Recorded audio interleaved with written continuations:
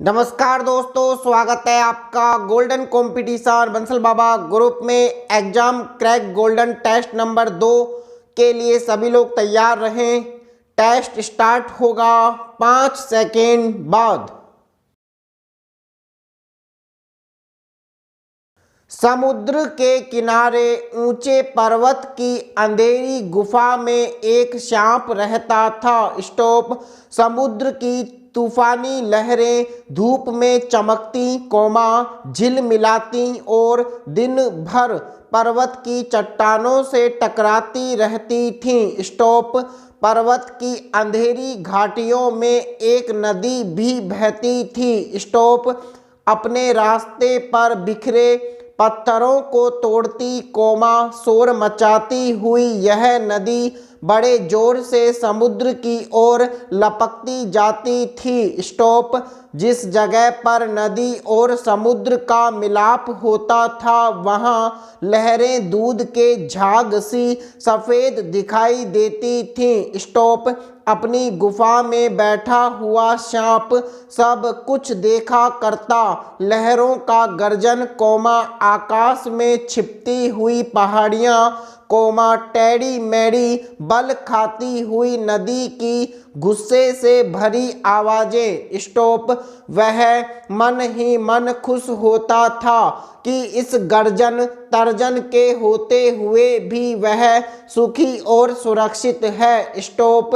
कोई उसे दुख नहीं दे सकता। स्टॉप। सबसे अलग, सबसे दूर वह अपनी गुफा का स्वामी है। स्टॉप। न किसी से लेना न किसी से देना। स्टॉप। दुनिया की भाग दौड़, छीना झपटी से वह दूर है। स्टॉप। सांप के लिए यह सबसे बड़ा सुख था। स्टॉप। एक दिन एकाएक आकाश में उड़ता हुआ खून से लथपथ एक बाज सांप की उस गुफा में आ गिरा। स्टॉप। उसकी छाती पर कितने ही जख्मों के निशान थे, पंख खून से सने थे और वह अधमरा सा जोर जोर से हाँफ रहा था। स्टॉप। जमीन पर गिरते ही उसने एक दर्द भरी चीख मारी और पंखों को फड़फड़ाता हुआ धरती पर लौटने लगा। स्टॉप। डर से सांप अपने कोने में सिकुड़ गया। स्टॉप। किंतु दूसरे ही क्षण उसने भांप लिया कि बाज जीवन की अंतिम सांसें गिन रहा है और उससे डरना बेकार है। स्टॉप। यह सोचकर उसकी हिम्मत बंधी और वह रेंगता हुआ उस घायल पक्षी के पास जा पहुंचा। स्टॉप। उसकी तरफ कुछ देर तक देखता रहा, फिर मन ही मन खुश होता हुआ बोला, क्यों भाई, इतनी जल्दी मरने की तैयारी कर ली? प्रश्नवाचक चिन्ह। बाज ने एक लंबी आह भरी।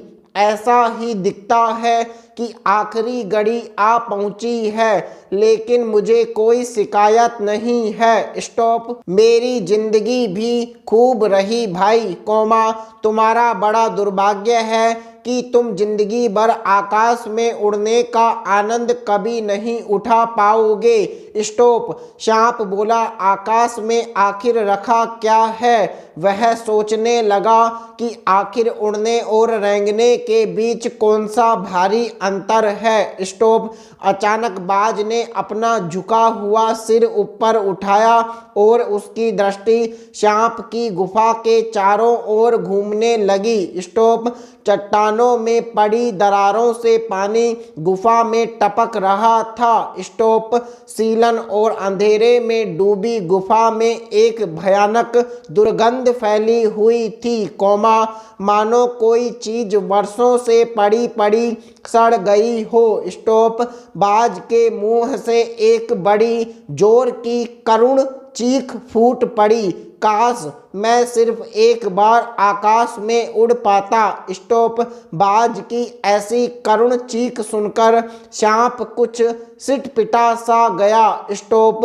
एक क्षण के लिए उसके मन में उस आकाश के प्रति इच्छा पैदा हो गई जिसके वियोग में बाज इतना व्याकुल होकर छटपटा रहा था। स्टॉप। उसने बाज से कहा, यदि तुम्हें स्वतंत्रता इतनी प्यारी है तो इस चट्टान के किनारे से ऊपर क्यों नहीं उड़ जाने की कोशिश करते। स्टॉप। हो सकता है कि तुम्हारे पैरों में अभी इतनी ताकत बाकी हो कि तुम आकाश में उड़ सको। स्टॉप। कोशिश करने में क्या हर्ज है। स्टॉप। Paragraph change. बाल गोबिंद भगत मंझोले कद के गोरे चिट्टे आदमी थे। स्टॉप। 60 से ऊपर के ही होंगे। स्टॉप। बाल पक गए थे। लंबी दाढ़ी या जटा जूट तो नहीं रखते थे किंतु हमेशा उनका चेहरा सफ़ेद बालों से ही जगमग किए रहता। स्टॉप। कमर में एक लंगोटी मात्र और सिर में कबीर पंथियों की सी कनफटी टोपी। स्टॉप। जब जाड़ा आता एक काली कमली ऊपर से ओढ़े रहते। स्टॉप। मस्तक पर हमेशा चमकता हुआ रामानंदी चंदन जो नाक के एक छोर से ही औरतों के टीके की तरह शुरू होता। स्टॉप। गले में तुलसी की जड़ों की एक बेडोल माला बांधे रहते। स्टॉप। ऊपर की तस्वीर से यह नहीं माना जाए कि बाल गोबिंद भगत साधु थे। स्टॉप। नहीं, बिल्कुल गृहस्थ। उनकी गृहिणी की तो मुझे याद नहीं, कोमा उनके बेटे और पतोहू को तो मैंने देखा था। स्टॉप। थोड़ी खेती बाड़ी भी थी, एक अच्छा साफ सुथरा मकान भी था किंतु खेती बाड़ी करते परिवार रखते भी बाल गोबिंद भगत साधु थे। साधु की सब परिभाषाओं में खरे थे किंतु कबीर को साहब मानते थे। उन्हीं के गीतों को गाते, उन्हीं के आदेशों पर चलते। स्टॉप। कभी झूठ नहीं बोलते, खरा व्यवहार रखते। स्टॉप। किसी से भी दो टूक बात करने में संकोच नहीं करते, न किसी से खामखा झगड़ा मोल लेते। स्टॉप। नियम को कभी कभी इतनी बारीकी तक ले जाते कि लोगों को कौतूहल था। वह गृहस्थ थे लेकिन उनकी सब चीज साहब की थी। स्टॉप। जो कुछ खेत में पैदा होता, कोमा सिर पर लादकर उसे साहब के दरबार में ले जाते जो उनके घर से 4 कोस दूर पर था। एक कबीर पंथी मठ से मतलब वह दरबार में भेंट रूप रख लिया जाकर प्रसाद रूप में जो उन्हें मिलता उसे घर लाते और उसी से गुजर चलाते। इन सबसे ऊपर मैं तो मुग्ध था, कोमा उनके मधुर गान पर जो सदा सर्वदा ही सुनने को मिलते। स्टॉप। कबीर के वे सीधे सादे पर जो उनके कंठ से निकलकर सजीव हो उठते। आषाढ़ की रिमझिम है, समूचा गांव खेतों में उतर पड़ा है। स्टॉप। कहीं हल चल रहे हैं, कहीं रोपनी हो रही है। स्टॉप। आसमान बादल से घिरा, धूप का नाम नहीं, ठंडी पुरवाई चल रही है। ऐसे ही समय आपके कानों में एक स्वर तरंग झंकार सी कर उठी। बाल गोबिंद भगत समूचा शरीर कीचड़ में लिथड़े अपने खेत में रोपनी कर रहे हैं। स्टॉप।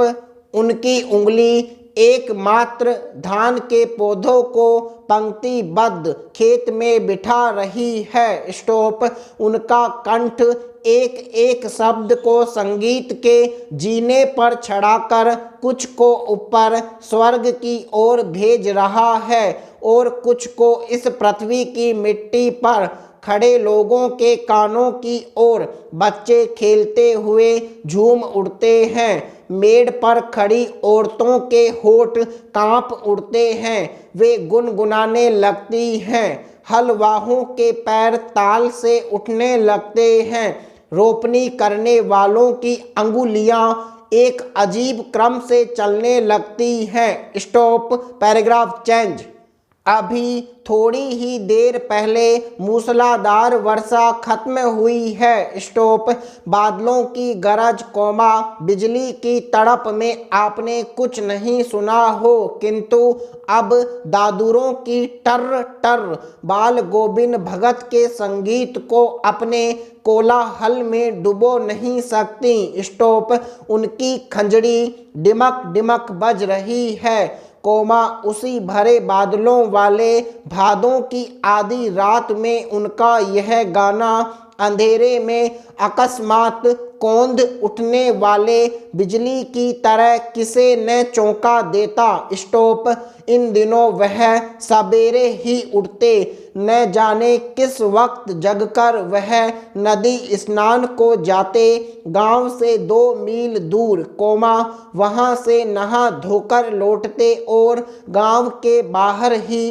पोखरों के ऊंचे भिंडे पर अपनी खंजड़ी लेकर जा बैठते और अपने गाने टेरने लगते। स्टॉप, मैं शुरू से ही देर तक सोने वाला हूँ, किंतु एक दिन माघ की उस दांत किटकिटाने वाली भोर में भी, कोमा, उनका संगीत मुझे पोखरे पर ले गया था। स्टॉप, अभी आसमान के तारों के दीपक बुझे नहीं थे। स्टॉप, हाँ, पूरब में लोही लग गई थी। समाप्त।